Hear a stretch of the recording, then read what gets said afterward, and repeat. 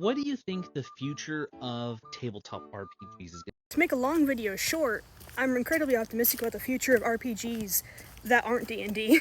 There will always be people who play D&D because of the name, because they don't know about what WOTC does, because they don't care about what WOTC does, because it's the biggest name, because D&D Beyond is accessible. But I think that the past few years have shown us that people are willing to try and look at other games and play other games.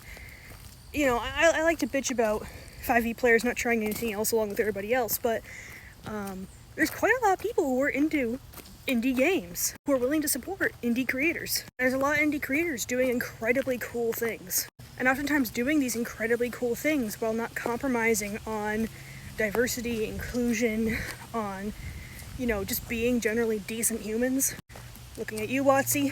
I think we're in a position where more and more people are making resources and tools to make it easier to get their ideas out into the world. You know, you think about video game design 30 years ago, it was not exactly trivial to try to figure out how to make a game and distribute it. You know, indie video gaming wasn't really a thing 30 years ago. But now there's tools and resources to make taking your ideas and bringing them to life easier and more effective. It still takes a lot of work. You still are working very hard just to get a game to a viewable point, but there's a path, and there's information, and there's support.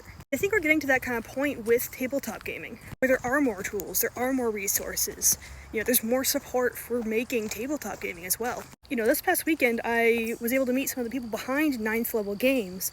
They made kobolds, among other things. Sentai and Sensibility, etc. The whole thing is that they have the polymorph system. As an indie game designer, you are encouraged to buy a license for the polymorph system. I think it's very cheap if you're doing it for personal, and it's like $100 if you're doing it for publishing, with a whole guide that comes with it about designing games for polymorph. And I attended a panel that some game designers, including Chris from 9th Level, that was talking about game design. So I guess my point is that the barrier to entry has gone down. And that is a good thing, because we are seeing so many inventive, creative, unique game ideas being put out into the world. And having so many different ideas is, you know, fueling the indie game space. And then there's some people who are incredibly dedicated, who are trying to make tools, you know, for gaming, either their own or other systems. We have all sorts of VTTs, we have all sorts of sheet trackers, and I feel like it's only going to get better as time goes on. Also throw out that while D&D Beyond was officially licensed, it did not start out as WOTC controlled. So I would not be surprised if someone either makes essentially a new D&D Beyond for other systems, whether in general or their own, or something else that's similar but better. I think it's just going to take time.